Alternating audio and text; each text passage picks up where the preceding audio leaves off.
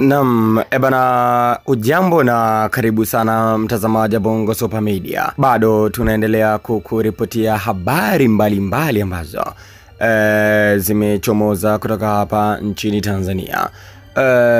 Kama ambavyo tunafahamu ya kwamba siku ya uhuru ni siku ya leo, lakini pia kuna watu ambao walitangaza kwamba kutakuwa na maandamano yasiyo na kikomo kwa ajili ya kudai haki zao ambazo wanazidai.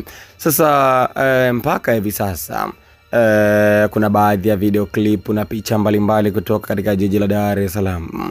Mambo yapo shwari kabisa, lakini pia kutoka katika sehemu mbalimbali Tanzania kote mambo yako shwari kabisa. Na kama ambavyo unakumbuka kwamba hata katika maandamano yaliyopita hali ya asubuhi ilikuwa iko shwari, lakini baadaye mambo yakachafuka. Lakini hivi sasa serikali haitegemei mambo hayo kutokana na ulinzi ambao wameimarisha.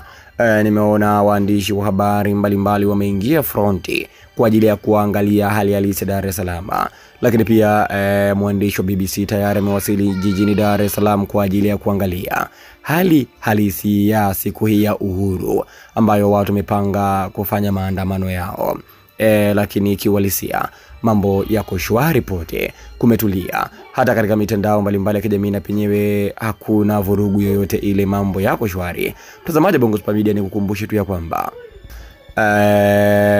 waziri wa mambo ya ndani Simbachawene alisema ya kwamba hatua ya kuzima mtandao hiyo ni njia ya mwisho kabisa kuona mambo yameharibika. Kwa hivyo kama mambo hayatoharibika, wa Tanzania wataendelea kujidai na kujimwaya katika mitandao mbalimbali ya kijamii, kwa sababu waziri alisema ya kwamba kama mambo yatakuwa yako freshi basi mtandao kama kawaida, lakini mambo yakiharibika zaidi ndio watu watazima mtandao. Kwa hivyo mambo mpaka hivi sasa yako shwari. Tuendelea kuripoti hali halisi, lakini tambua ya kwamba siku ya leo inaonekana kabisa mambo yatakuwa mazuri zaidi.